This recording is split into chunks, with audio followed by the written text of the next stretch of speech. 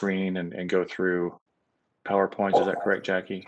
Yes, I did a test run with Jason, our IT guy, this morning, and I'm just going to share the PowerPoint screen so that it can be streamed online as well. And I will take your cues as to going to the next slide. You can either say next or I will use context clues. Just holler at me if I go too fast or too slow. You answered my question, Judge. Thank you. Thank you.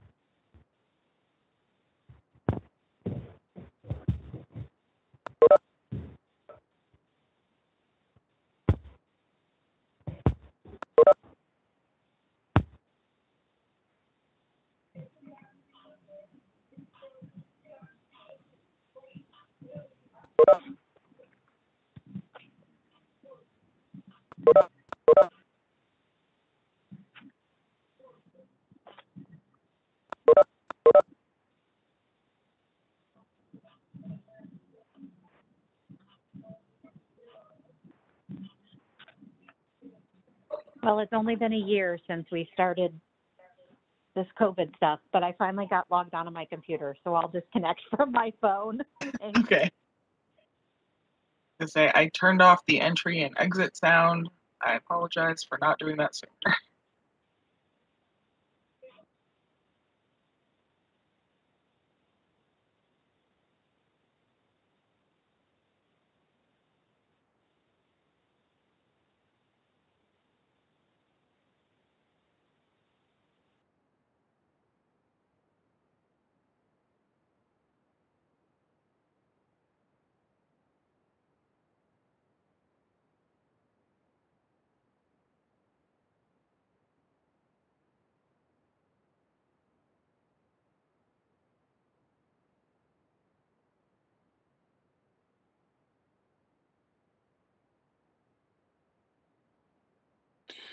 And I'm not sure what commissioners I have with me. Could I see if I have any commissioners? I know at least one might be joining a little later, and I don't want to speed ahead before commissioners have the chance to join. I don't know if Mr. Chairman, Commissioner Kenny, anyone out there?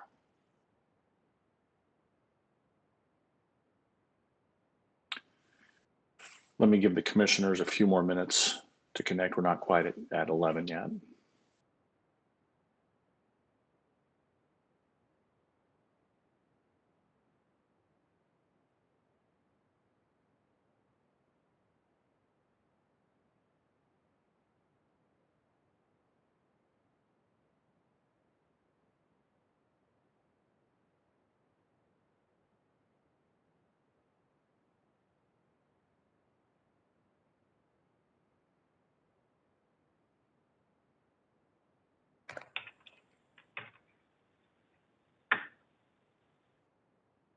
Mr. Chairman, I think I see that you joined us. Good morning, sir.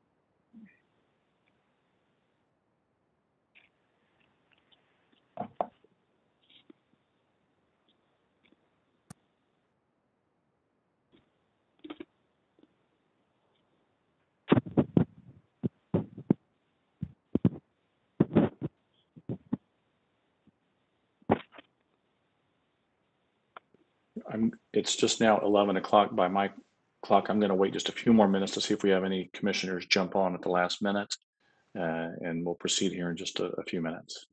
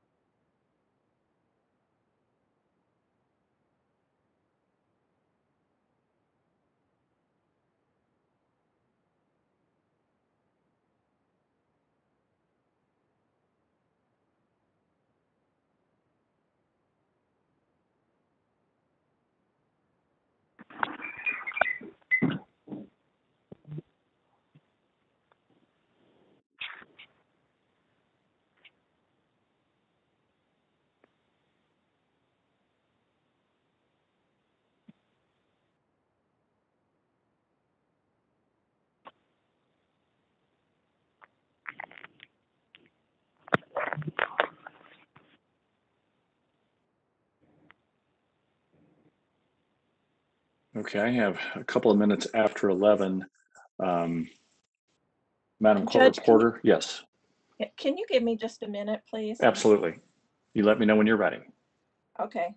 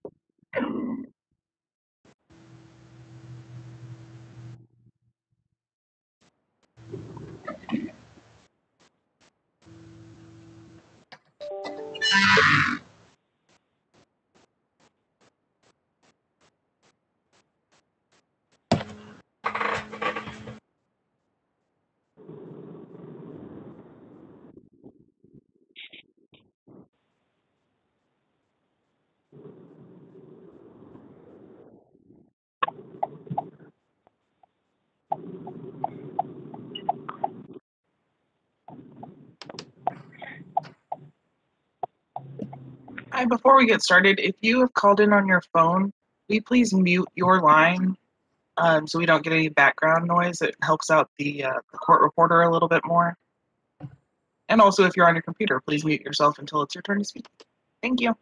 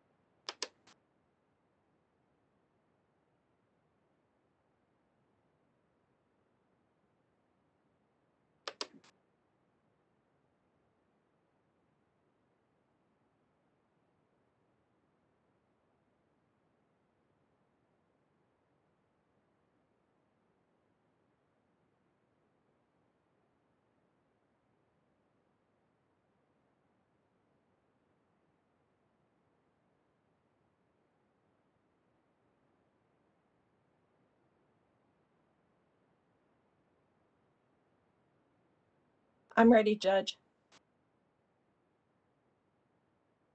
All right, thank you. Madam Court Reporter, if you're ready. All right, thank you. Good morning. We are on the record in today's presentation in the matter of the cause of the February 2021 cold weather event and its impact on investor-owned utilities. This is in file number AO-2021-0264. I'm Ron Pridgeon. I'm the regulatory law judge assigned to preside over this presentation. It's being held on March 23rd, 2021, and it's being held over WebEx. The time is 11:06 a.m. This is a little different procedure than we would usually do. This is a non-contested case. It's not adversarial, and therefore counsel is not required. The point of today's procedure is to simply get some information from Missouri's gas utilities and to allow time for bench questions and for staff questions. If you'll recall, in prior orders, staff has a report due, I believe, April 22nd. And parties who listen in today and would wish to file comments on today's presentations may do so by April 8th. Today's procedure is going to be hearing first from Spire and then allowing time for bench questions, staff questions, and then we will move to Ameren, Missouri, then Liberty, and then Summit. Before we hear from Spire, let me first see if we have any questions on today's procedure. All right, hearing none. Is there anything from the bench? I see Mr. Chairman is with us. I think Commissioner Roop, is there anything from the bench before we hear from Spire? Yeah, thank you, Judge. Just a few brief remarks. First of all, thanks to utilities for coming to present us this information. I mean, the commission, like everybody else around the country, knows that there was an unprecedented weather event last month around, Lincoln Day to President's Day. So we've all heard about the unprecedented impacts on the energy sector. We had RTOs like SPP going to a level 3 and required load shedding, which was something that I don't think they have ever had to do before. But it wasn't just the power sector that was impacted. The event also impacted the heating sector as well. I think that the impact on the natural gas utilities and their customers is not yet fully understood. So when the commission opened this investigatory docket, the intent was to acquire more information about that would allow the commission, customers, and other stakeholders to have a clearer picture of what the cause and the impacts of the cold weather event were. And as the judge mentioned, staff's report is due on April 22nd.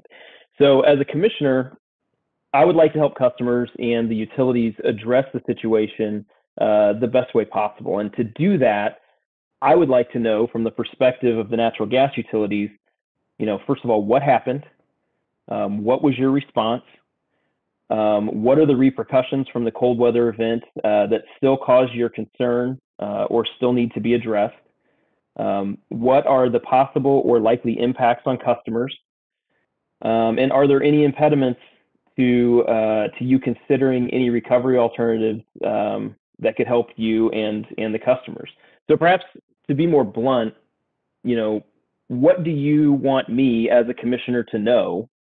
And in your opinion, what actions should the commission take, if any? And what are the best paths forward?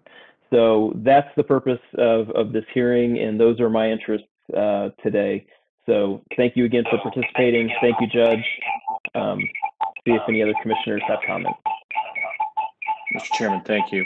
Again, if I could remind everyone to put your speaker on mute unless you are intending to speak. That will cut down on a lot of background noise. Anything else from the bench before we proceed to Spire? All right, very good. I believe, Mr. Weitzel, I believe you intend to present on behalf of Spire, is that correct? That is correct. All right, whenever you're ready, sir. All right. Good morning, everyone. On the call from Spire is also Matt Applington, our general counsel, George Godat, our vice president of gas supply and operations, and Justin Powers, director of gas supply.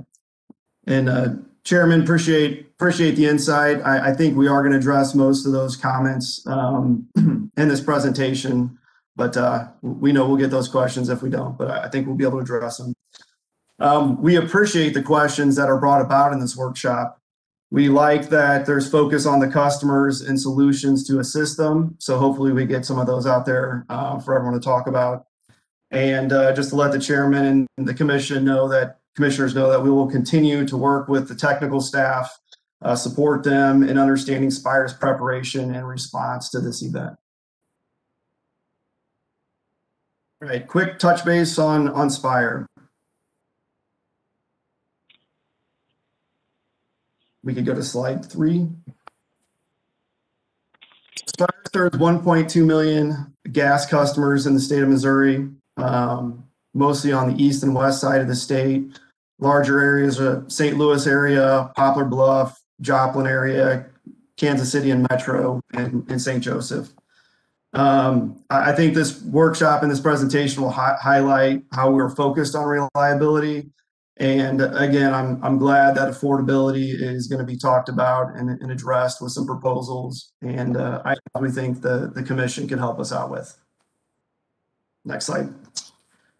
So why we're here? You know, we know it was cold, especially those on the Kansas City side of the state, the western side of the state. If you look at this map, this is 7 a.m. on the 16th. Our peak day was February 15th, but the gas day goes into that morning of the 16th. And you could see Kansas was really cold, Oklahoma, parts of Texas. And that's where a lot of this production is sourced from and then transported over to Missouri. You could also see that Missouri was pretty cold with some of its temperatures. The Kansas City area had a high of -1, a low of -10. St. Louis was a high of 4 and a low of 0. For the month in February, we saw heating degree days 33% colder in the Kansas City area and about 34% colder in the St. Louis east side of the state. So that, as this investigation is termed, it is a weather event, and it spanned for most of the Midwest. So with this cold, we saw some operational issues, mostly on the supply side with the producers out in the field. In the Oklahoma, Texas, Kansas, a lot of these wells are not winterized, which we see in other parts of the country, like the East Coast and the Marcellus. And so we were starting to witness freeze-offs where wells were being shut in. And this was causing concerns and stress with the producers and marketers. They were issuing force majeure notices, which were saying, hey, we're being shut off. We're ceasing operations for the time being. When those started happening, we also saw constraints on interstate pipelines that supplied Missouri. Southern Star is the main pipeline serving the west side of the state, Kansas City, Joplin area. Enable gas transmission got critical and needed a human needs advisory where you have to file applications or affidavits saying that this is for human needs. And then MRT on the west side of the state had OFO. So again, we were at a critical state with producers and marketers and also interstate pipelines.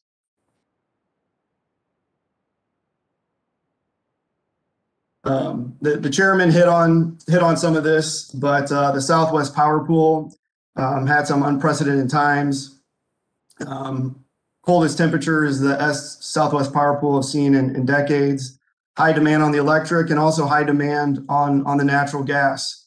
And this kind of strained the whole energy complex with extra gas to turn on for generation and some curtailment of wind generation. And we saw rolling blackouts in the state and other areas in SPP. Next slide. Here's some power prices, hourly power prices that we saw in SPP, and we've got a natural gas price following this, but it just kind of shows the area that we've been a part of. Usually our power is 30 to a megawatt, and I couldn't even fit it on this graph of hitting almost $20,000. Just sky high prices. Next. And of course, corresponding with power prices is usually gas prices.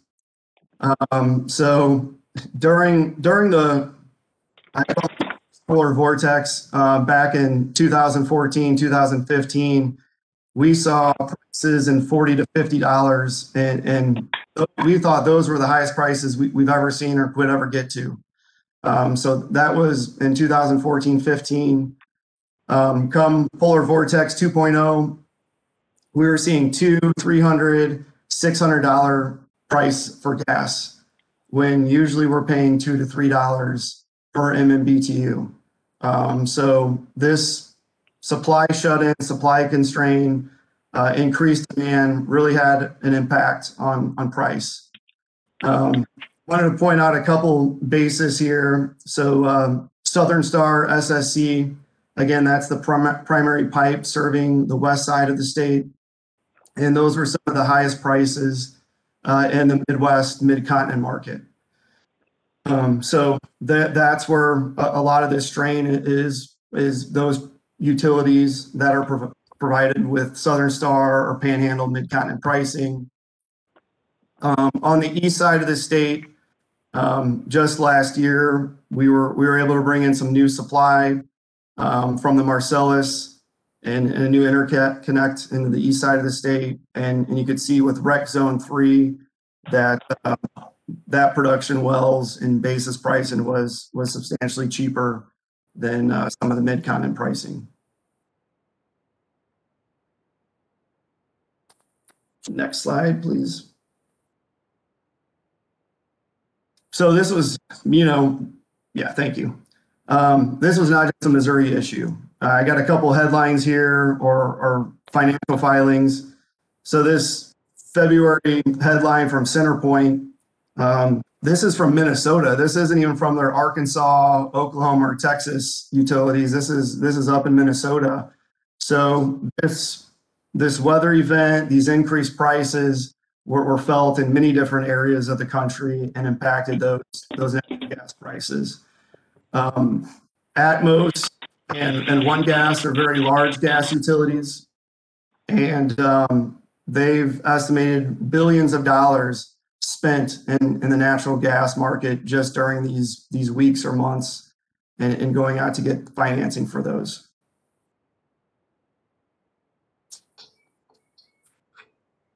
The good news is that hopefully this was just short-lived, which we believe it's over. Just days after the weather event, prices moderated. Natural gas is still a very affordable, abundant energy source. This summer is trending around $2.65 in MMBTU. This winter might get above $3 for 1 month, but overall the winter strip for this upcoming winter is under $3. And again, some of my data might be a little dated when I pull this, but it still shows you there's still value and affordability along the curve.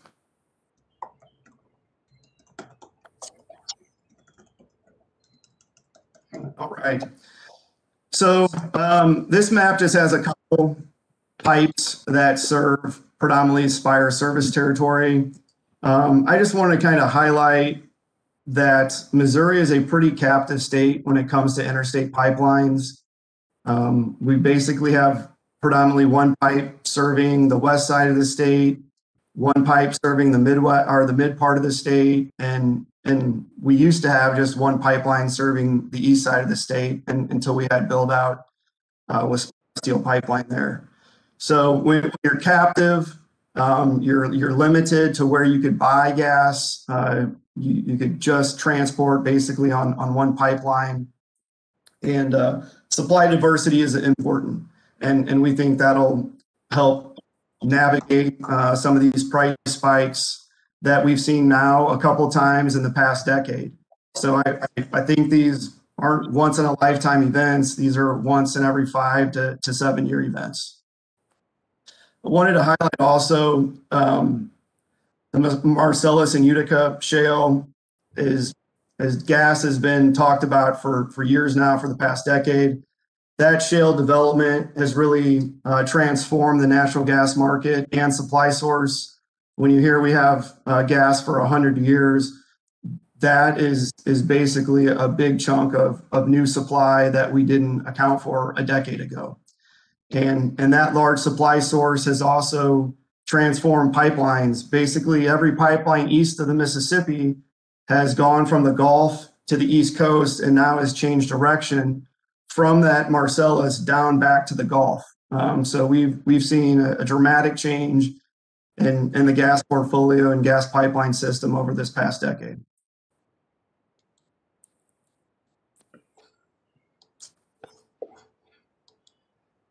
All right.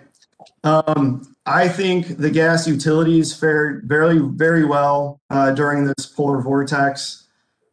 As far as I could tell, all the gas utilities were able to keep service for the majority of their customers. No big material interruption because of the weather event. And hopefully prices were mitigated in part by the longstanding policy at the commission. There's 20 CSR 4240.081, and this is the volatility mitigation. This helps us understand and get support with participating in storage to moderate prices, hedging, different supply contracts, and this makeup probably really mitigated what could have been a really extreme event into the billions of dollars if gas utilities in Missouri didn't have these sources in support from the commission. So appreciate this longstanding practice because it really saved Missourians significant money, what could have been. Besides price mitigation, another practice that gas utilities do in the state of Missouri is file resource plans with the Missouri Public Service Commission. And this lays out our peak day design based on whatever cold weather determinant we determined over the past 60, 80, 20, 30 years. It shows our firm capacity, firm storage, how we're going to supply our customers during these very cold temperatures. So that practice, that communication with technical staff also helps secure reliable gas to Missourians. I've got a breakdown here to kind of highlight some of this price mitigation. You know, nearly 60 to 70% of our portfolio is based on first of the month prices. So those prices are set. They're not volatile like that gas graph that went, that climbed and went substantially high. It's also has storage in there that has a set price based on the price of gas we injected during the summertime, sometimes referred to as a weighted average cost of gas, WACOG. And then we've also have hedges on top of some of those purchases that furthers mitigate price. Now we plan for normal. We know sometimes it could be hot, sometimes it could be cold. So there's always a certain portfolio mix that's going to be at the daily market. That's the prudent thing to do. And so we're always going to float a little bit with the daily market, and 20 to 27% of that floated with the daily market. And that's really when we get into price impacts.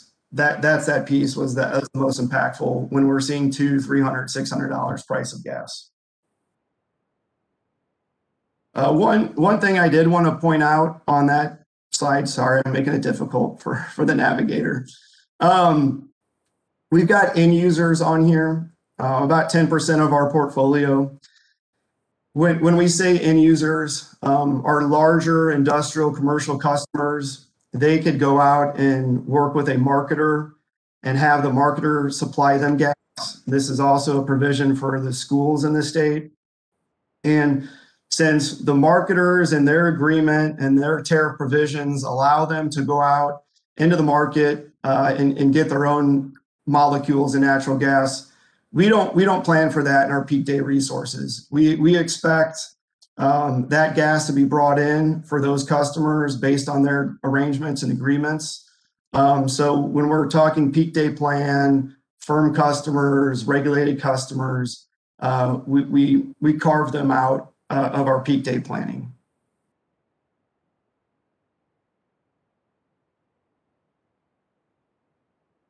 All right, Matt, I can go ahead and jump in.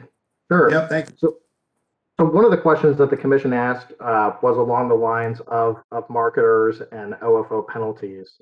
So the question really is about operational flow orders. And as Scott just mentioned, we don't plan to source or bring in gas to our gate for those end user transportation customers. We rely on the gas that their marketers arrange to bring us on their behalf. And so that's about 10 or 11% of our total peak day needs.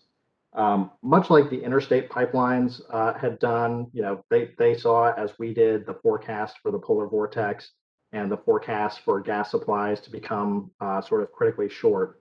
So on February 12th, we issued an operational flow order to make sure that all marketers were aware that they needed to be bringing in gas daily to balance their end users' use. To maintain the reliability of the entire system, to make sure that we have enough gas to serve everybody. And so that operational flow order was in place from February 12th to February 18th on the west side of the state. We did not need to have any kind of operational flow order on the east side of the state, given the supply that we had there. But on the west side of the state, we did have these 6 or so days of OFO situation. And when those marketers, some of them, and I should say we have probably 12 to 15 marketers serving customers, end users behind our city gate, and many of them perform very well and were able to bring the gas that their customers were using on a daily basis and help support our system. We did have some marketers that were not able to bring in enough gas for what their end user customers were burning. And so in that situation, we have to go out to the market in some of these very high index price days and purchase cover gas to make sure that there's enough gas coming into our system to serve our firm customers as well as marketer end user customers. So we were forced to do that for some marketers that did not deliver gas. There was a day when a large marketer delivered no gas at all to our gate that required us to make pretty substantial cover arrangements there.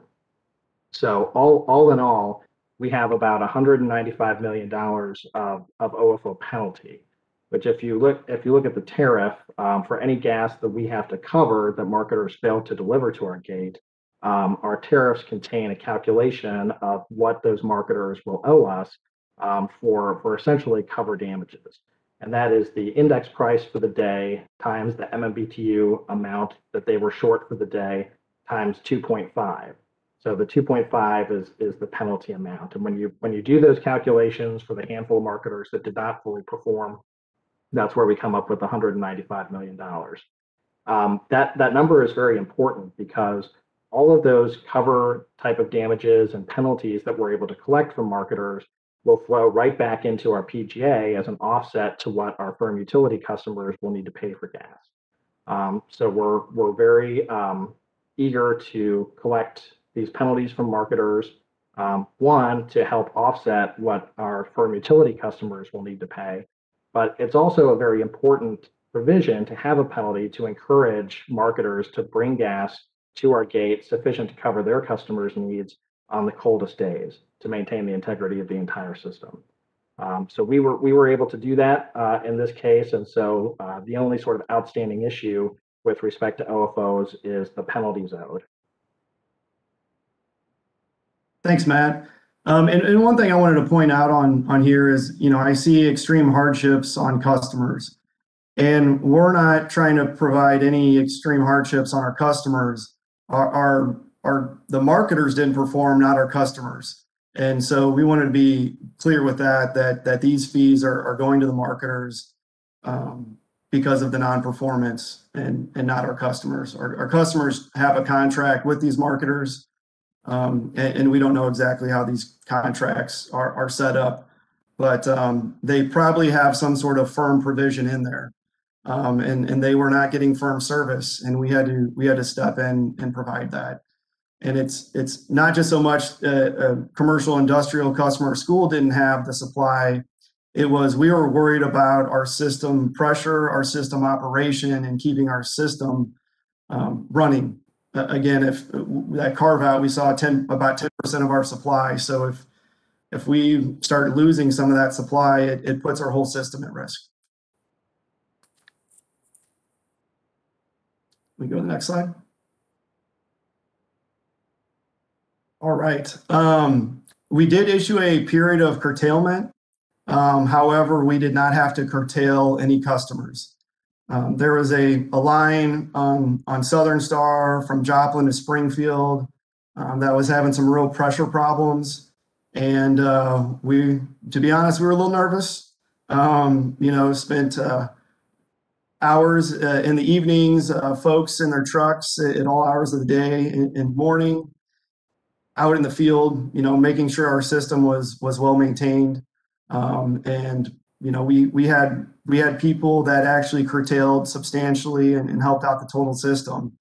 The Ford plant in Kansas City, I think nearly idled for a week or two.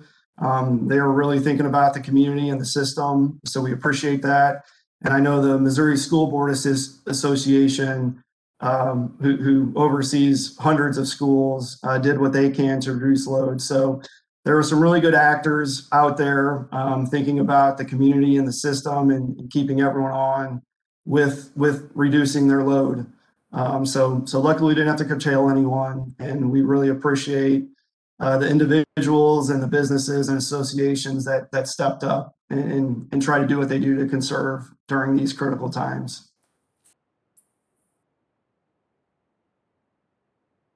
So we did have a lot of communication and outreach during this curtailment, during this period of very cold weather, high prices on conservation and on curtailment. So we had some news releases. We reached out to local media in some of these markets that could have been impacted by the curtailment. And our senior leadership and president had interviews kind of getting the word out on conservation.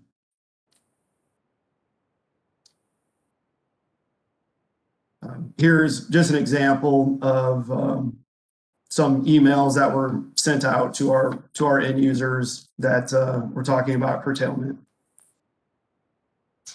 We go to the next one. Yeah, and then there were email blasts, texts, automated calls for our transportation customers, curtailment notifications, notifications about conservation, and then also some education to our customers that because of this cold, their usage will be higher, so their bills will be higher, but not their rate. And that's one thing that we could all land on, is that any rate increase on the gas cost for Spire won't likely happen until the October-November timeframe when we file our PGA, or purchase gas adjustment. And then we were active with the social media as well.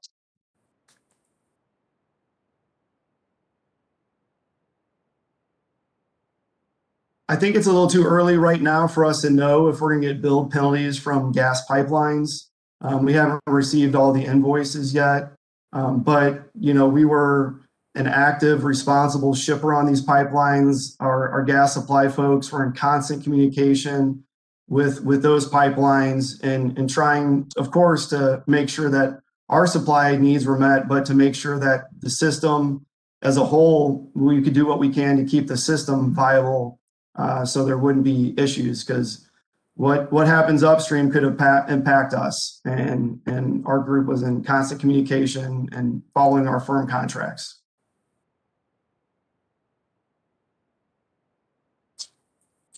All right, we'll touch on some regulatory approaches. So we'll in a couple slides down, we'll talk about potential price impacts for our customer.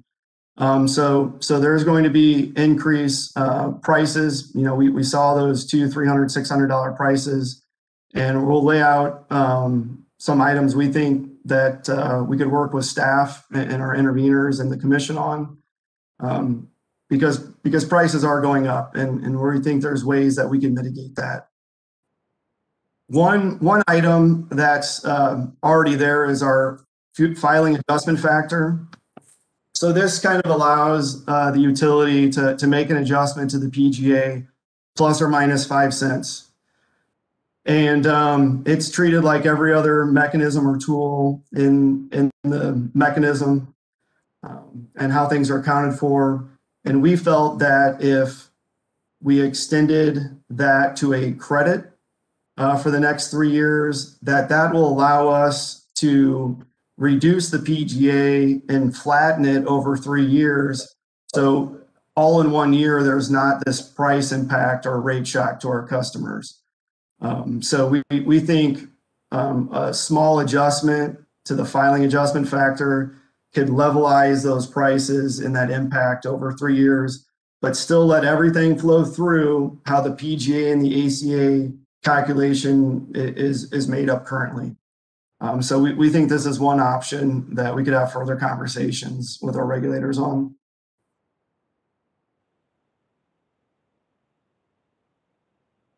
Another is a waiver. So Spire was in this exact same situation a couple years with one of our rate class customers where they had a cap for years, and then all of a sudden it went from 5 cents to 26 cents. And we didn't want there to be rate shock for that customer. So we filed a waiver to cap that at 10 cents instead of the 26 cents that the accounting showed that we should recover from them. And this was all completed and approved and agreed to in less than a week. So there's that approach as well.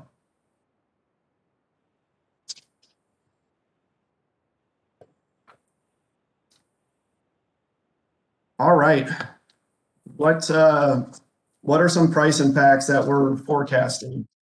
I think it's very important for everyone on this call and people listening in or evaluating this is there is still a lot of moving parts. So we're putting out some potential increases, but again, our filing's likely not going to happen until October. We don't know where natural gas's prices are going to land come October. We don't know how much recovery we're going to get over this period of time that is part of that PGA calculation. So just really wanted to put some caution out there that these are forecasts, these are estimates, but they can move just because we can't see in the future. To show how much these price spikes impacted what we spent in a year, on the west side of the state, we spent more in February than we did the whole year of 2020. So again, substantial dollar amounts were being spent in just a week's time. This was less on the east side of the state. Again, we've got a little more supply diversity there now with access to new supply basins that mitigated that increase. For the east side of the state, that PGA component is going to increase 12 cents. And hopefully we could work together and spread that out over 3 years, and that would just be a 4 cent increase. Total bill impacts of our customer could be 10 to 15%. Spread out again would be a 4% increase. Again, because of the Southern Star Price Index, the west side of the state was unfortunately hit a lot harder with price impacts.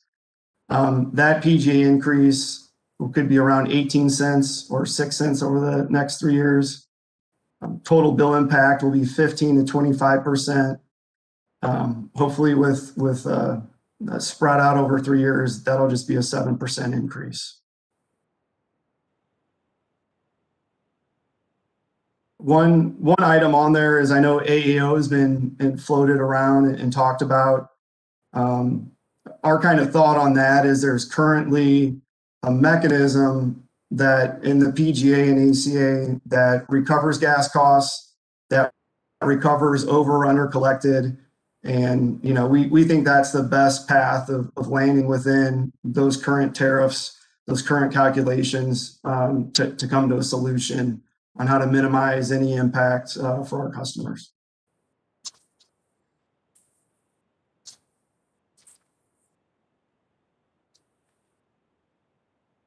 Next slide, please. Thank you. All right, lessons learned. These events are nice when they happen every 3 to 6 years, so people still remember them. It wasn't a 20-year ago thing. So we're going to continue to evaluate and look at our supply and pipeline diversity on the west side of the state. Our team continually runs models, looks at pressures, looks at our distribution system, looks at rates on interstate pipelines. And I think what happened on the west side of the state reinforces our need to be laser focused on any opportunities or options to help out that side of the state.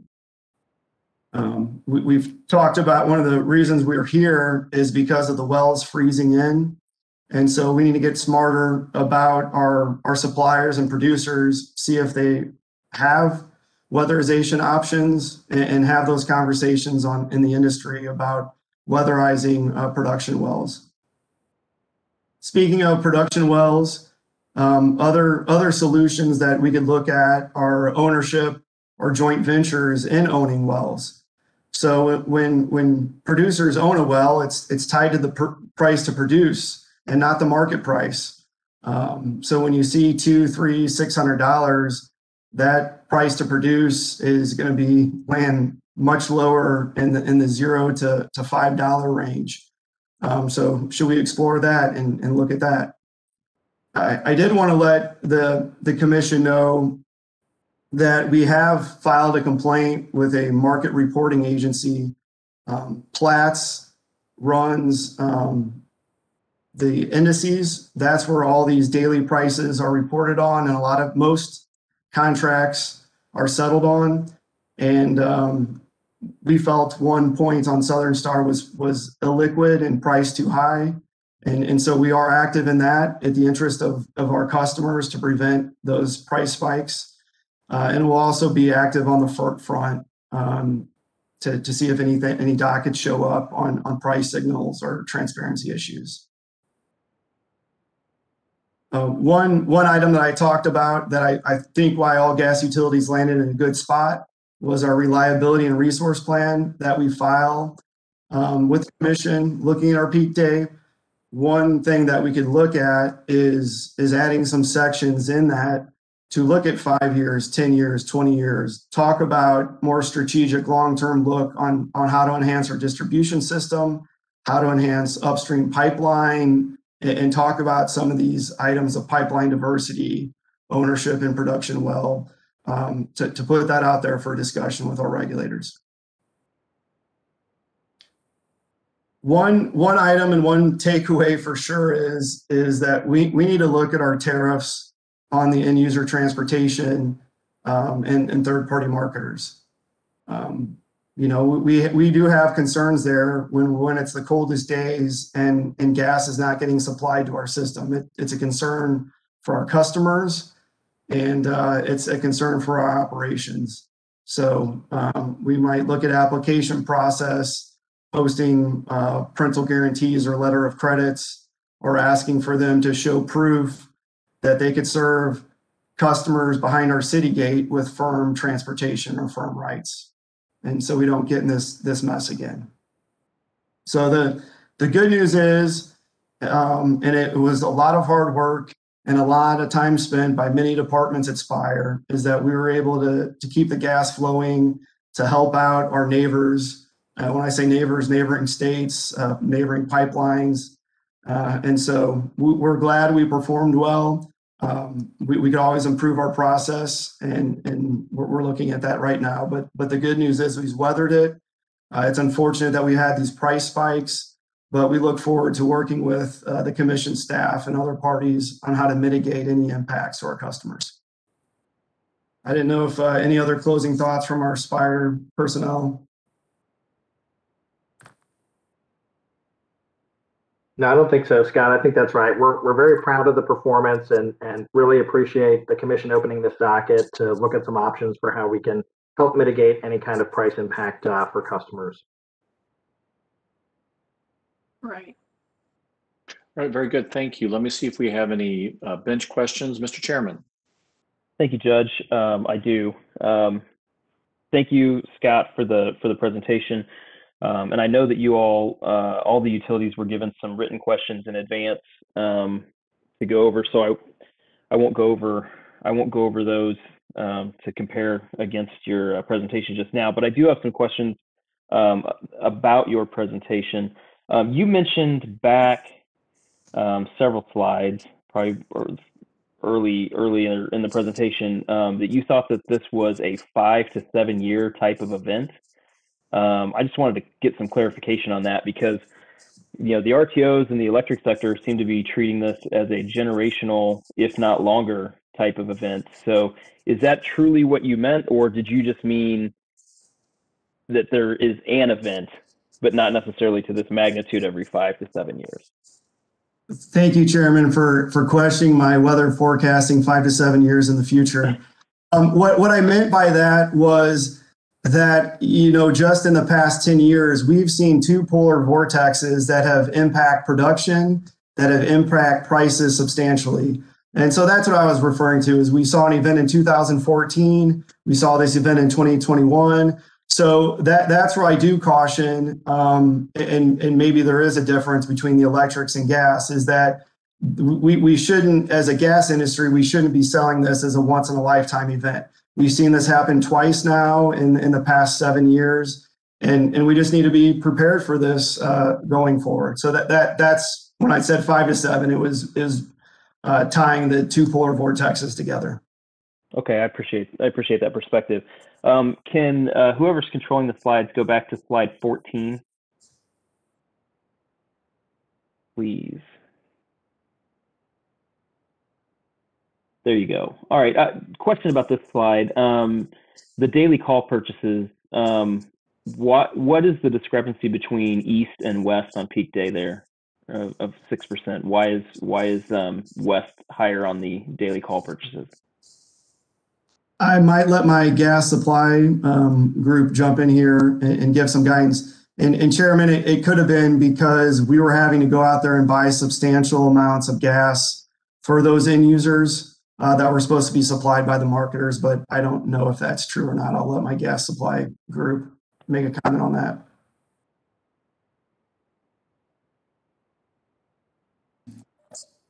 Yes, Scott, I'm sure that's what the difference is. As Scott had mentioned, one of our biggest suppliers didn't bring in any supply for the end users on those days. So we were having to go out and replace those volumes. So typically, we're our first of the month supply and hedges and storage, we try to line up those pretty consistent between the two utility companies. So then on that, how many of the marketers weren't compliant and failed to deliver? I believe altogether was 6 or 7. Okay, and you guys mentioned that there were some penalties that you're going to be assessing on those. Is there any concern about their ability to pay those penalties? We don't have concerns about the credit worthiness of the two primary penalty payors, at least at this point in time. They're both fairly robust entities, and they account for the vast majority of the 190 million or so that I mentioned earlier. There are some smaller marketers that owe much smaller amounts, $5, $7, $8 million, where we do have some credit concerns. But for the most part, at this point, we don't. Okay, and then what is the time frame for payment on those typically? Well, we've already sent demand letters, and we've actually entered into some litigation with the 3 principal marketers that owe penalties. So we're going to have to see how those legal proceedings play out. Okay, and then kind of as a more general question, when did you guys really notice that there was going to be this blast, this Arctic blast, and versus when did you realize there was going to be complications associated with it. George, you Justin want to comment? I know, Chairman, that our gas supply group was weeks and days before this weather hit was making moves to shore up supply and start those conversations with pipelines in anticipation of this type of event. But exact days or weeks, I don't have, George or Justin. Yeah, just jump in. Oh, I was just going to say, if you don't have them right now, I mean, we can get them, before the report is due. That's fine. I'm not trying to sandbag you with questions on data points. Okay, so then this is my last question then. You mentioned that you had filed a complaint at the end of your presentation. Where is that complaint filed, and is there a docket number, or what exactly is that situation? So we filed 2 complaints with S&P Global Platts. That's the organization that publishes Platts Gas Daily, that sets the index prices at these various points on pipelines. And so they have it's an internal complaint process where we submitted complaints to them for days that we thought that the price index should have been posted lower or just withdrawn altogether. They have looked at those complaints. We've discussed them with them. So far, we have not gotten any traction with them in terms of changing the posted market prices. But there are additional steps we can take with their complaint process and would intend to do so. Okay. Thank you very much. Again, thank you for the presentation. Thank you, Judge. All right, thank you. And to make sure I don't overlook anyone, I'll do a roll call to see if we have any other bench questions. Commissioner Kenny, any questions? Hearing nothing. Commissioner Roop, any questions? No questions, but I do appreciate the presentation, and I appreciate Spire's standpoint that this is not a once in a lifetime event, that the acknowledgement that we've had 2 in the last 7 years and that you guys are looking at it from that vantage point speaks volumes about where your guys' head is. And I think, and I applaud that. So I appreciate it. All right, Commissioner Roop, thank you. Commissioner Coleman, any questions? Do whatever you want for lunch. All right, Commissioner Holzman, any questions? No questions, Judge. I would just echo the chairman and Commissioner Roop, and as someone who's interested in disaster preparation, these are very important conversations. Thank you. Commissioner, thank you. Any staff questions before we move to Ameren, Missouri? Judge, this is Natal Dietrich. I have a question in chat when you're ready. Yeah, whenever you're ready.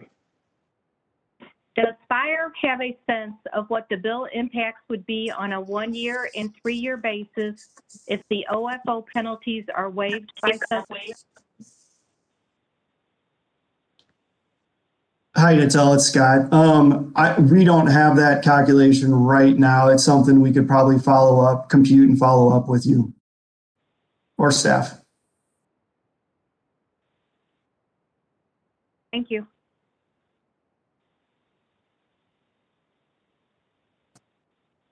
All right, thank you. Spire, thank you very much for your presentation. We will move to Ameren, Missouri, and I've got the,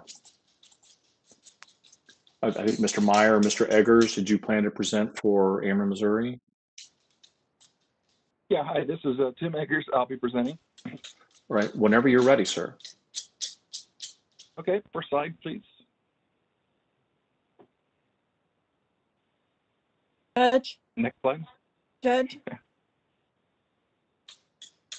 could you remind everybody if they're not speaking to mute? I'm getting some kind of noise.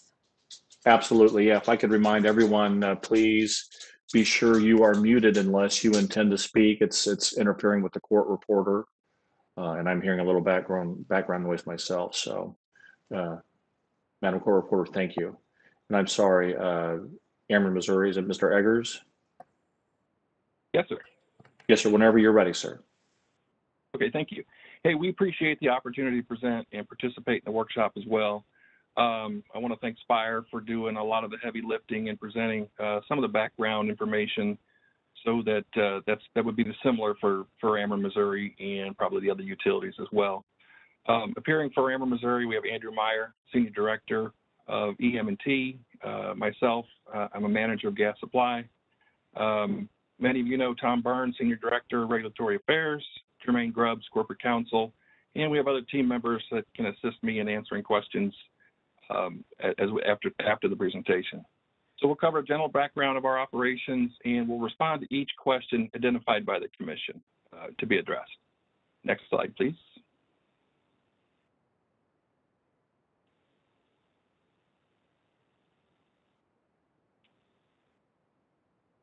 My system is slow to update, so you'll have to, I apologize for that. But Ameren powers the quality of life for over 130,000 natural gas customers in Missouri, primarily focused in mid-Missouri, Columbia, Jefferson City, south to Rolla, east to Wentzville, with a service territory also down in Cape Girardeau and Dexter.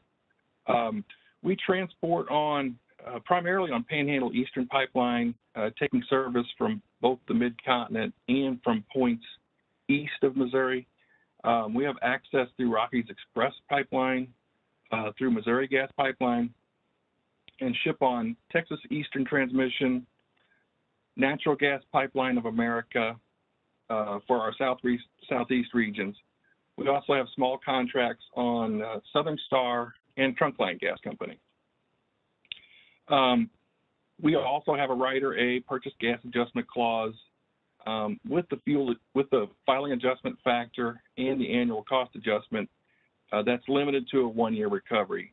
So like Spire, we certainly wish to mitigate the rate impact on our customers as well, and we'll provide some calculations and some similar suggestions to Spire.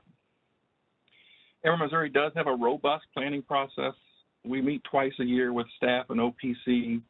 We procure our gas and transportation capacity over a 6-year cycle, and layering in physical gas purchases and natural gas hedges over that time, which was certainly beneficial to mitigating the impact of the price blowout.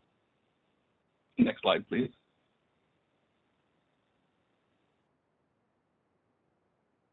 So the order directing responses has 9 questions, and the ODA identified 3 areas. And as we answer these, they overlap a little bit, so you'll see an asterisk, and you know, I think it flows pretty well. Next slide, please.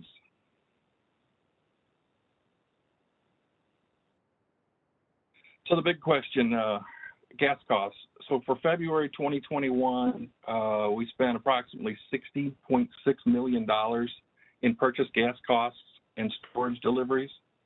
And that total for the whole of calendar 2020 was $31 million. So if you look at the budget for Ameren, Missouri, not presented, we're right around $50 to $52 million with current gas prices. And our current under recovery based upon the February activity is right around $50 million. Next slide, please. We did quite well operationally. Our firm transportation was adequate to meet the supply needs, so we did not see a lot of penalties. We had an hourly violation on natural gas pipeline for a little over $1,100, and we have a $50,000 penalty from Southern Star that's subject to a potential waiver under a current FERC docket. And we've filed comments in that docket in support of the waiver. And we were fortunate enough to avoid penalties on all the other pipelines that we ship on. So we were very successful in mitigating the operational risk. The prices, they obviously blowed out and will have a tremendous impact on our customers, but operationally, from a gas supply standpoint, we fared very well. Next slide, please. Another question is the estimated impact, and here's where it gets very significant for my customers. Our current regular PGA is 44.86. We're in a period of over recovery, so we're flowing back 7.23 cents for a total PGA on the residential side of 37.63 cents per 100 cubic feet. Now, as we look at what this event did to us, the RPGA is expected to float up to about 50.58 cents with normal prices with the normal sources of increases there. But our actual cost recovery, putting that $50 million into 1 year, will result in a 45.86 cent increase for a total PGA rate of 96.44. That would be our residential rate. Our general service PGA is the same rate. Our interruptible rate, which is a really small subset of customers, is smaller, but the ACA is still a severe impact on those customers as well. We haven't seen a PGA like that since 2009. Our highest PGA ever was 110 cents back in 2008.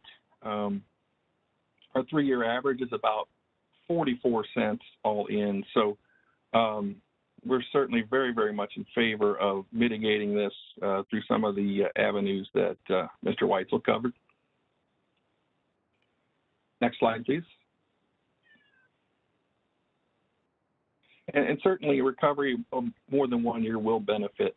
We have filed for a PGA to be effective April 1st in recognition that the fact that we are no longer in a over-recovered situation, and our ACA being minus 7 cents is just pushing us in the wrong direction, and we need to get this moving in the right direction. Ameren Missouri certainly prefers PGA options. The PGA is the mechanism that's explicitly designed for gas supply costs and recoveries, so we would prefer to keep it there and manage it there. And since our price impact seems to be a little higher than Spire's, before November 1st, we would like to see a couple of options looked at. One we see is pretty reasonable is to take that filing adjustment factor and remove the plus or minus 5 cent cap. And Ameren Missouri is looking to need up to a plus or minus 35 to effectuate a mitigation strategy in that first year.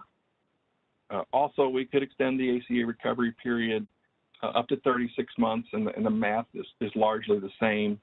But I think we prefer that FAF adjustment so that we don't have basically redundant ACA or pancaked ACA accounts. And we could get there through a permanent tariff change or a variance request. Next slide, please.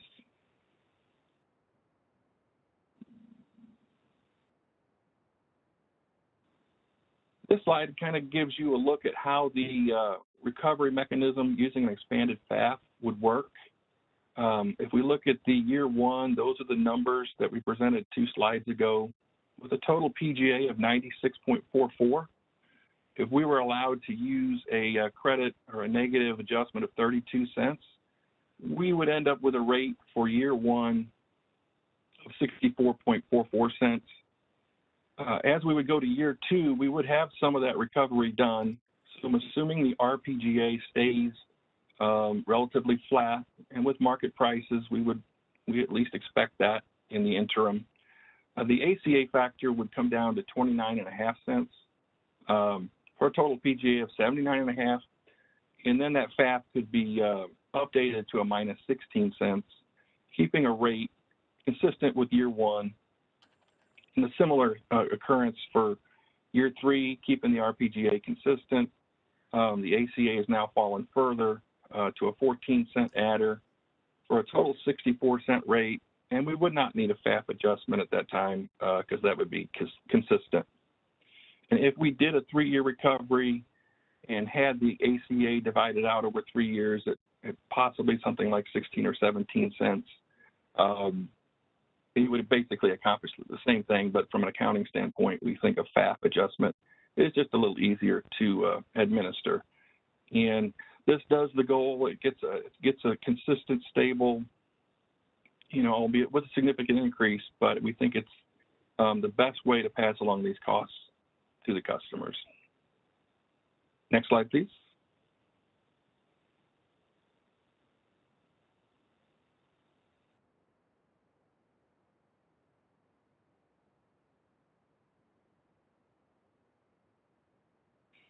Communications with the customers. Yeah, we certainly did. We issued 3 press releases focusing on energy conservation and offering safety tips. We also had a news conference, a lot of media interviews, and communicated safety and energy conservation through social media. We do not know the exact numbers of customers we reached. That data just simply isn't available to us. But certainly, we were gratified to see widespread media coverage in our service territories in mid-Missouri, southeast Missouri, and certainly, St. Louis and Kansas City, although not our gas service territory. The news media did a good job of telling the story that benefited the utilities and ultimately benefited customers. So. Next slide, please.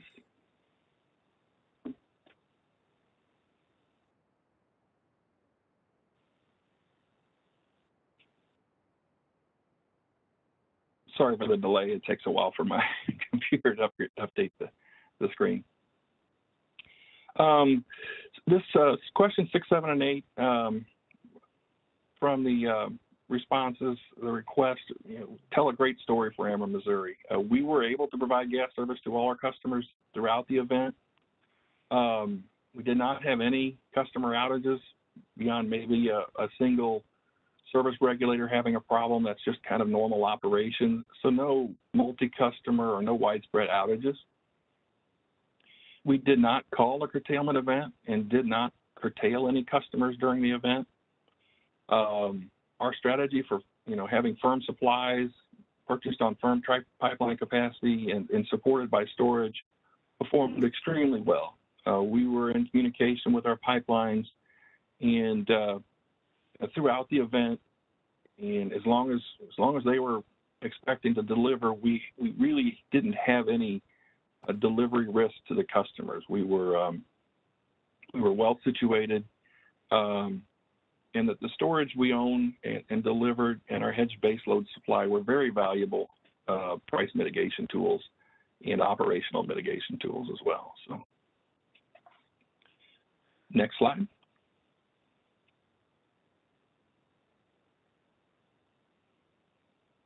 Obviously, because we reviewed the supplies that our transport customers were bringing in and their suppliers after every nomination cycle, and we were fortunate to receive enough supply from our transporters that there was never really a risk of under delivery. So we did not need to even put an operational flow order out to our customers.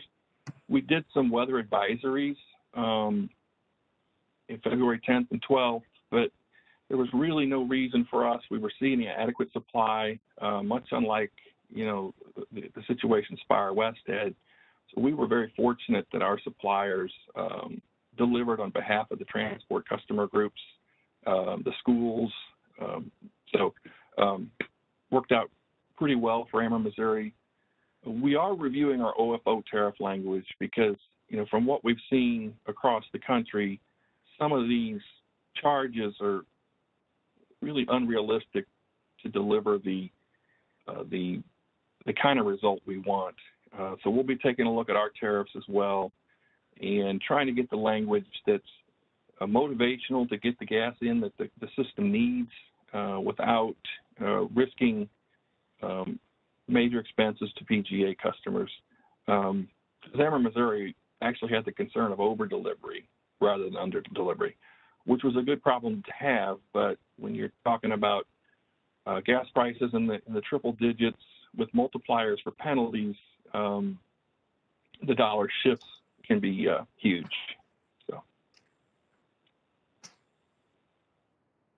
kind of in summary, Ameren, Missouri did have an extreme price impact, and that's obviously something that we want to work with the commission and our utility partners in the state to mitigate in the best we can.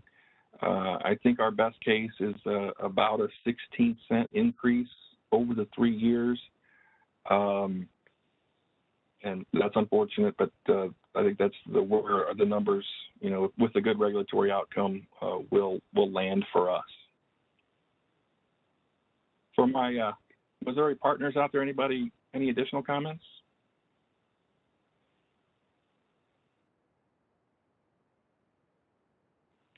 Hearing none, I'll open it for questions.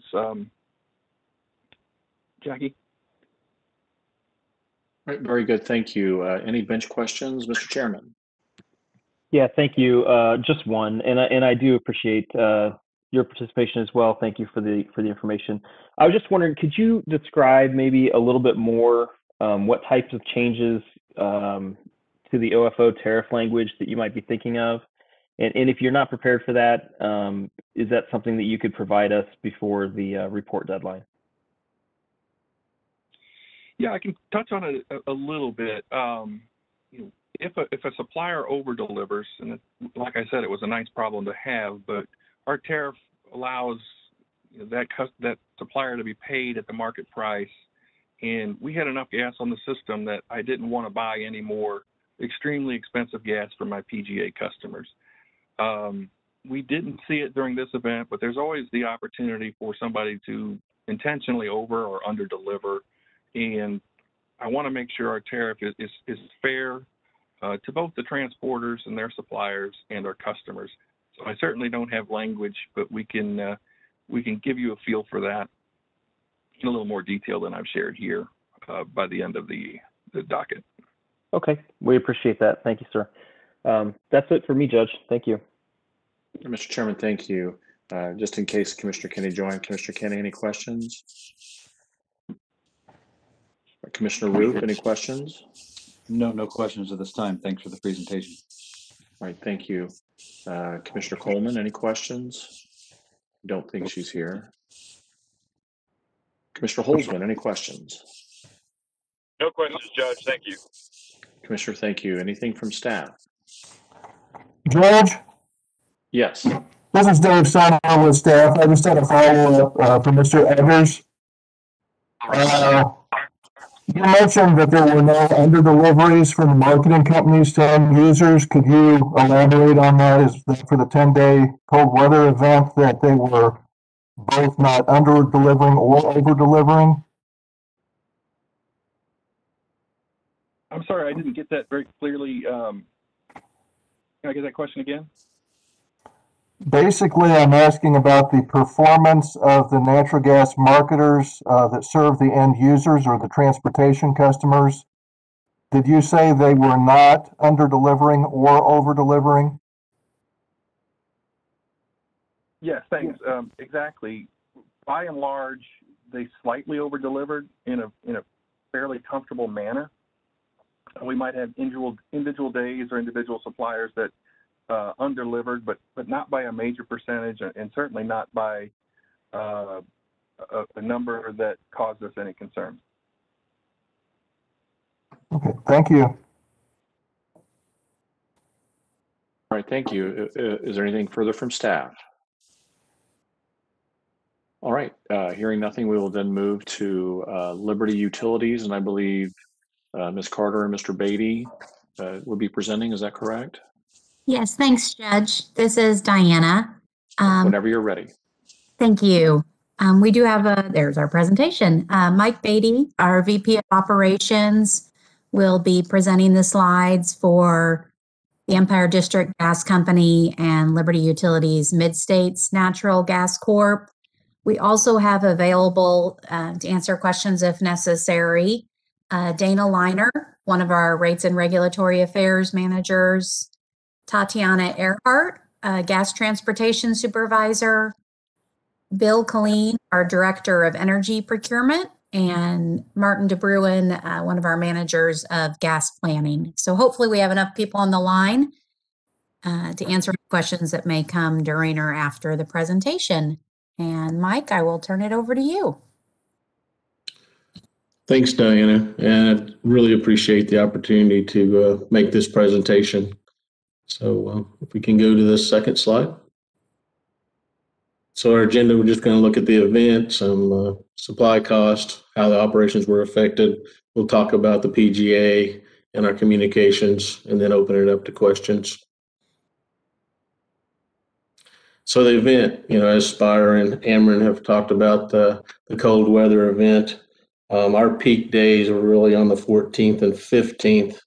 And as Spire and both Ameren had talked about, these cold weather events have occurred in our recent past, but it was the number of days that this was going to impact us that really grabbed our attention.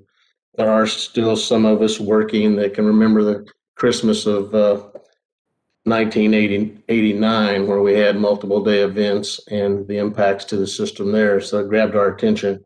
We started working on this event on February 5th. And as you can remember, the forecasts were really earlier, and this event kept sliding a few days into the week, and unfortunately happened over the weekend. We had some peaks.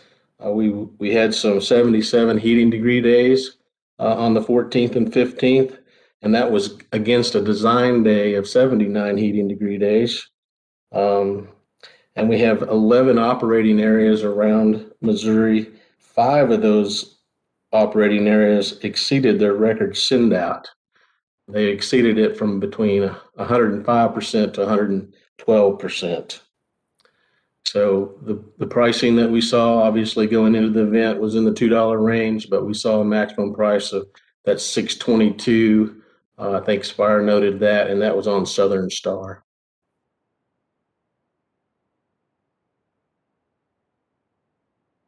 So February supply cost, normally we spend $2.2 million in February on the mid-state side of the house. So we spent almost $10 million, that $9.7 million.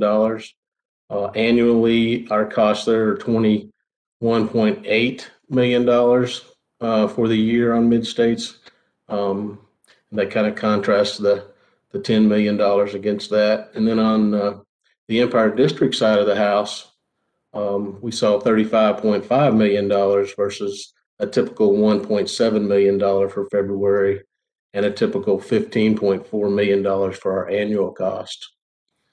We followed our purchase procedures, ensured our supply met demand on all the days during the cold snap. We will go over the OFOs on a later slide. Daily purchases were really necessary to supplement our base supply and maximize our storage withdrawal. And some areas also necessitated additional purchases due to the marketer shortfalls. Liberty made additional purchases to preserve storage due to the stronger than anticipated storage withdrawals, before and during the event. Unfortunately, we did have some marketers that did not perform. That number was 3 marketers, and mainly one marketer was the cause of most of this. We talked about the gas prices that were high, resulting in extremely high cost for us across this event.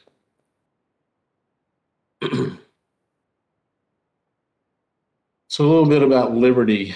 We're served by 7 different transmission companies throughout Missouri. We've got 11 operating areas.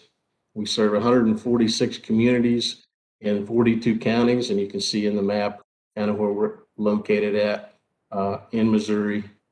You can see our customer count there. That's about 98,000 customers. We didn't have any service issues. We're able to supply throughout the event. And there were some impacts to a number of transport customers due to their supply.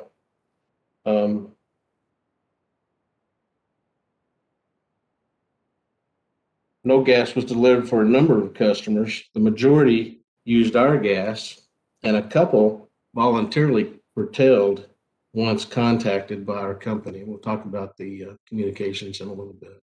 So, next slide. So our purchase gas adjustment, on the mid-state side of the house, we're looking at about 7 cents per CCF, but on the EDG side, it's about 90 cents. We're looking to recover those over multiple years. I'm not sure that we have the same mechanisms in our PGA as Spire and Ameren, so an AAO is not out of the question for us, but we haven't made those determinations because these numbers are preliminary on our side of the house. A little bit about communications. As I said, we had started planning this on February 5th going into this event. We've got a business and community development team that reached out to our industrial customers, to our transportation customers, let them know this event was coming. Again, we did not have to curtail anyone on our system. Operationally, we didn't have any issues. We had some minor odorization issues where the odorizers were freezing up. But fortunately, the system held up on the operations side very well. So it was really down to the communications with these large customers. And as I said before, some of the large customers, while we did not curtail them, they self-curtailed during the event, which obviously helped us through that. Made multiple contacts with those customers and kept that line of communication open.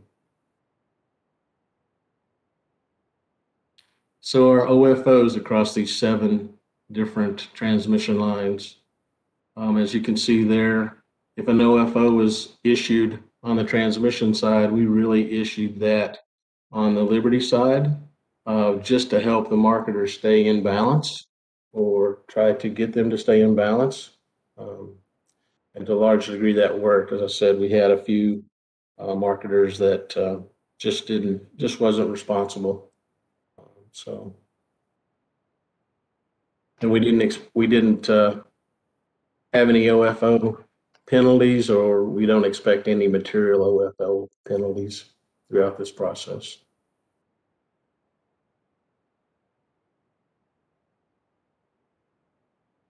And I would open it up to questions. All right, thank you. Mr. Chairman, any questions? Thank you, Judge. Yeah, just a couple questions. Could you go back just for clarification to your February supply slide? Slide 4. Yeah, thank you.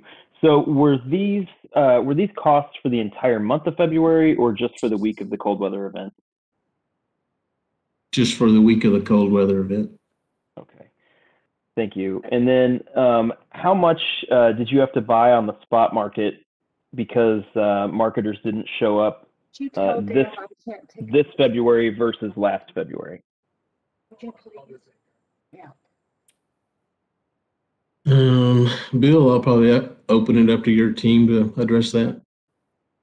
I'm sorry, there was a little bit of background conversation going on, so I didn't catch the entire question. I'm sorry, I'll repeat that. Sure, no problem.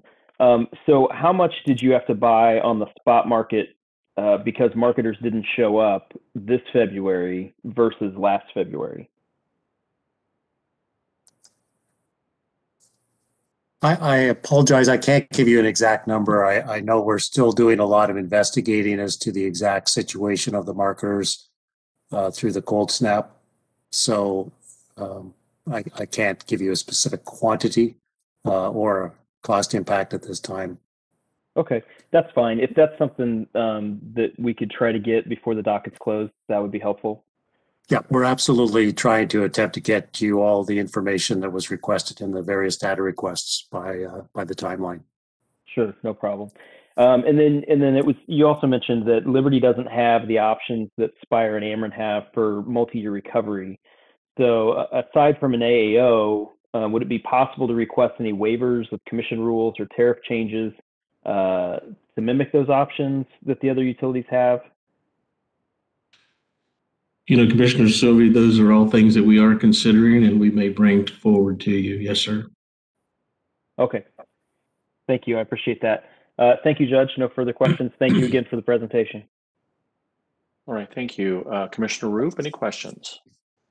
No questions at this time, but thank you for presentation. Thank you. Commissioner Holzman? No questions, Judge. Thank you. Thank you, Commissioner.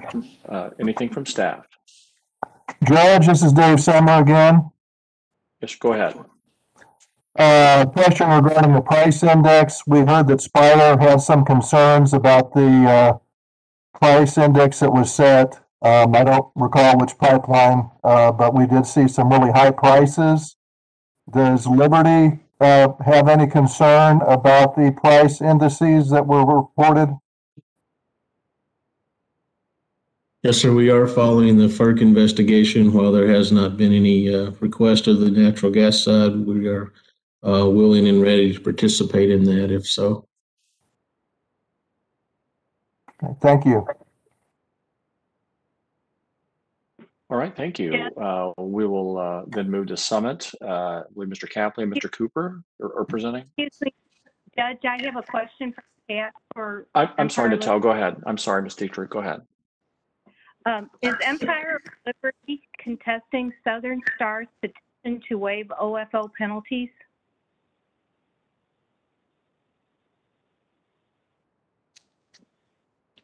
Diana or Bill, you want to fill that? I'm not certain on which docket numbers are which. Empire Electric filed, I'm doing air quotes, you can't see me, a protest regarding a request for waiver of the penalties, but not on the gas side. Thank you.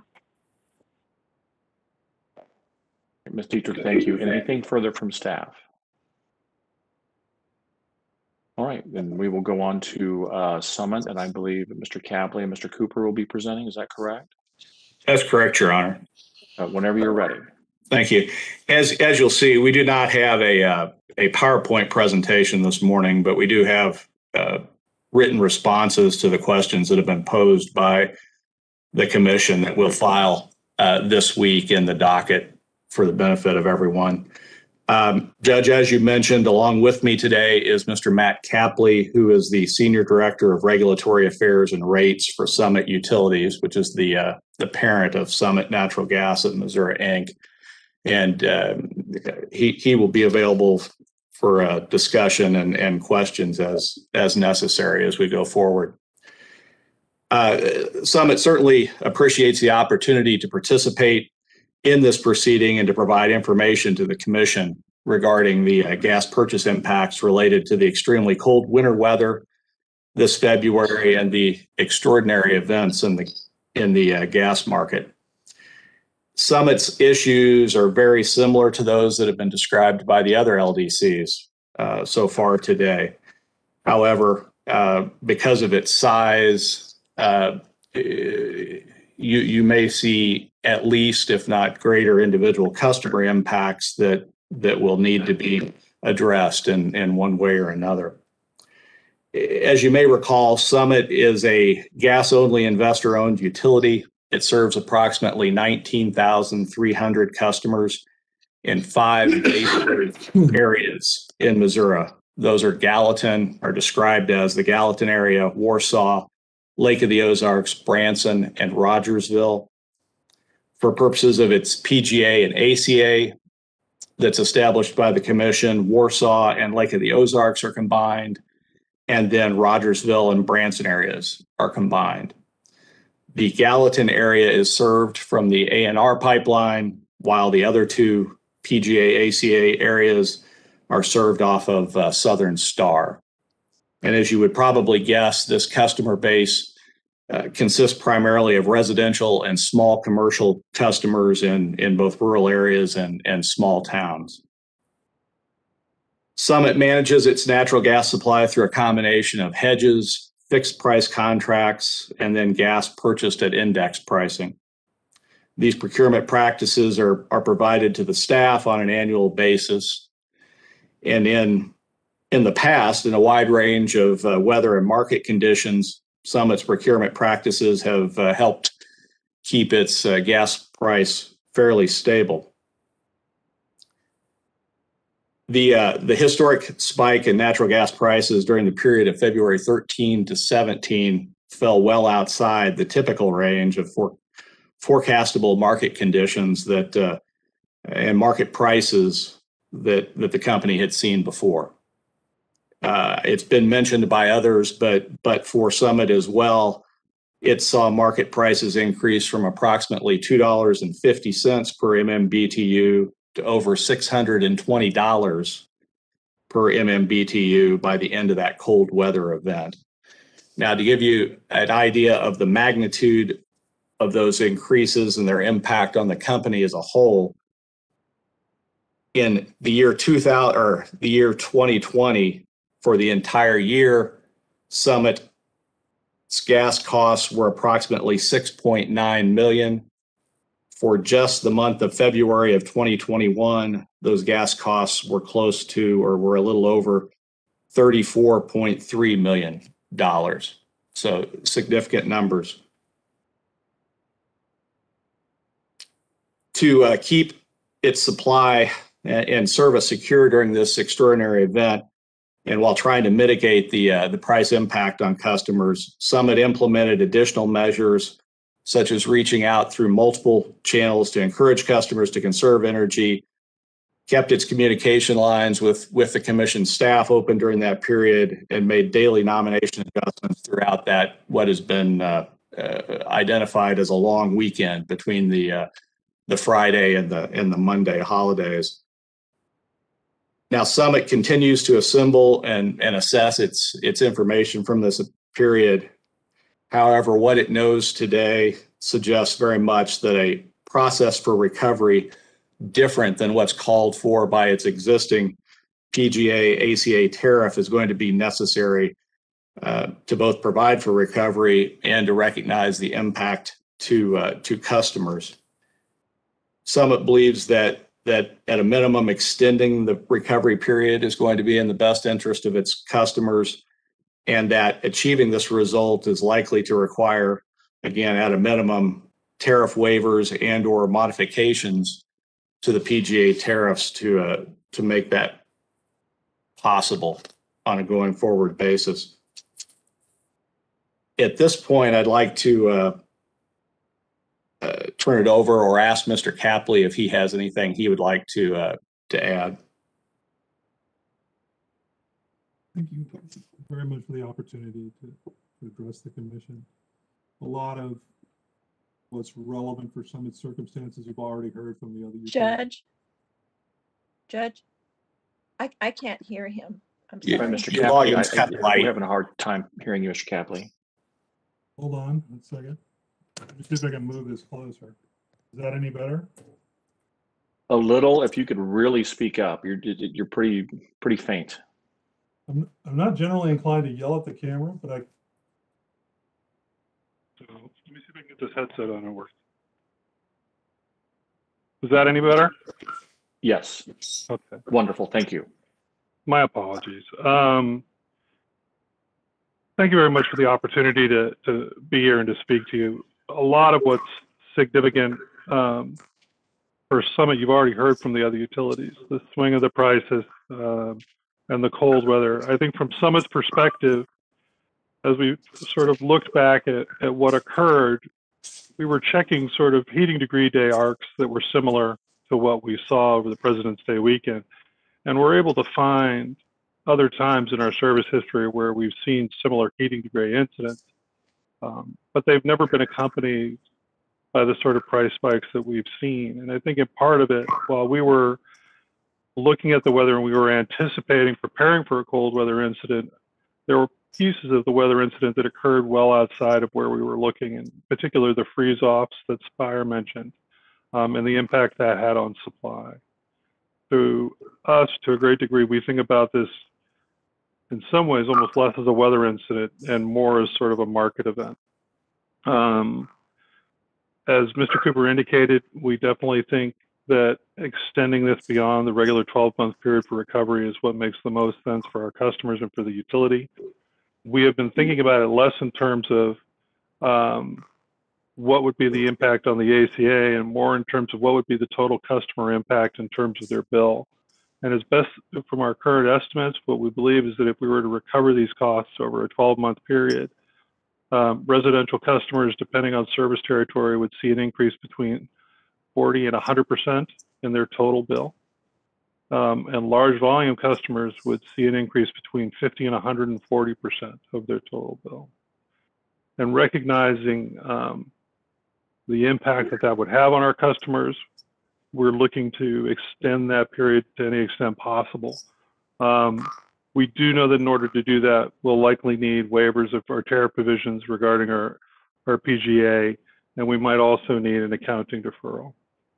And again, Mr. Cooper indicated the magnitude of the price increase that would result, and specifically when we think about total 2020 costs, gas costs versus the February 2021 gas costs. In Warsaw, Lake of the Ozarks, that's 592% more than what we saw in 2020 as a whole.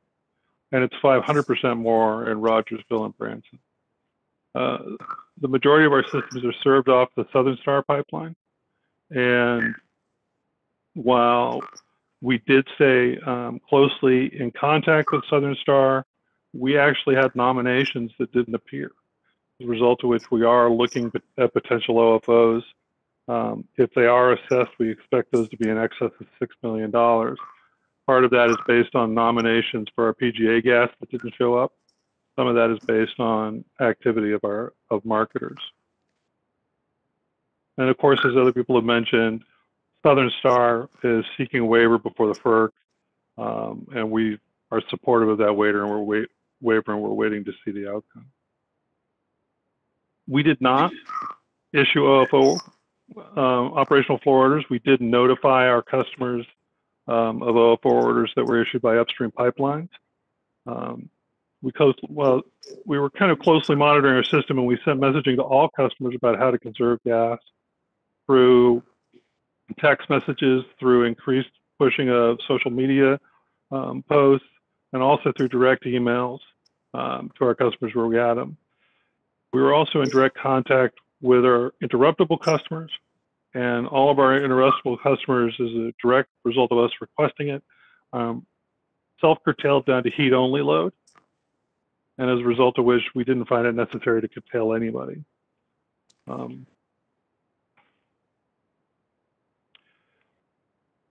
I believe that we're kind of, one second, please.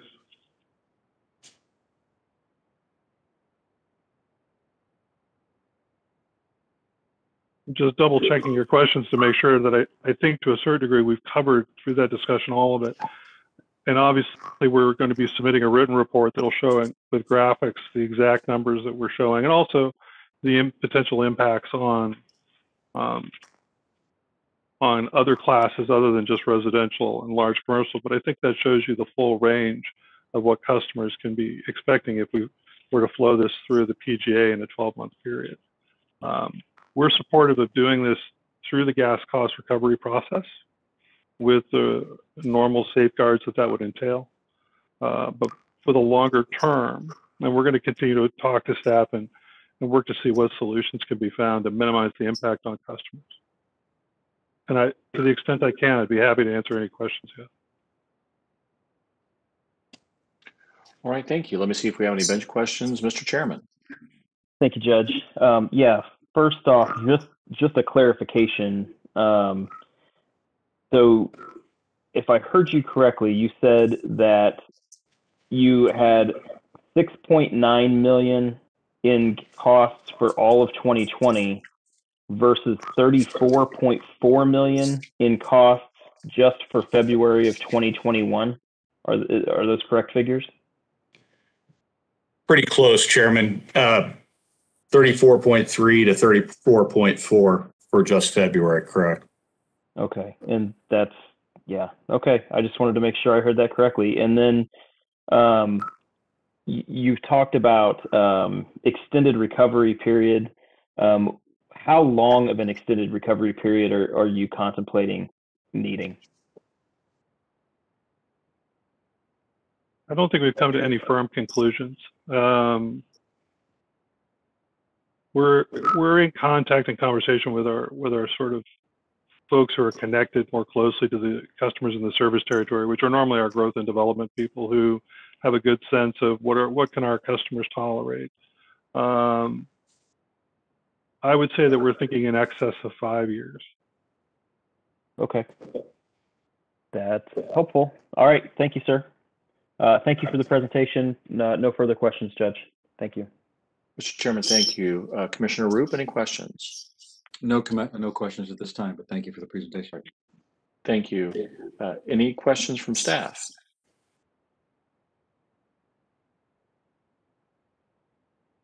All right, hearing none, that concludes the presentations from the gas utilities. I would remind everyone under previous commission order, anyone who wants to comment on today's presentation may do so by filing comments in EFIS, and the deadline for those comments is April 8th. And I believe staff still has a report to file around April 22nd. Anything further from the bench before we go off the record?